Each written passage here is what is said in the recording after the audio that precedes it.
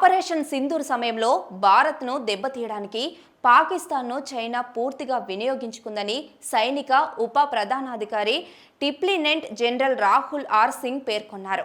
శుక్రవారం federation of India chambers of commerce and industry నిర్వహించిన new age military సదస్సులో ఆయన ఆపరేషన్ సింధూర్ సమయంలో నెలకొన్న పరిణామాలపై మాట్లాడారు.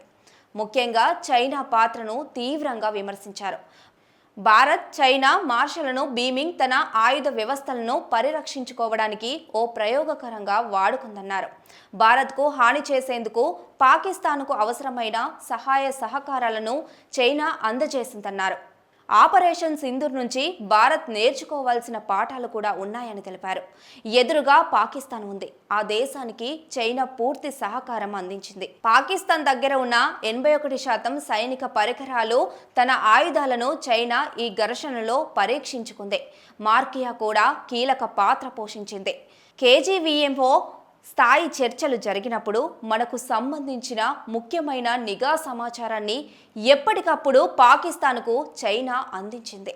మనకు పటిష్టమైన రక్షణ వ్యవస్థ అవసరం ఎంతైనా ఉంది అని రాహుల్ సింగ్ తెలిపారు.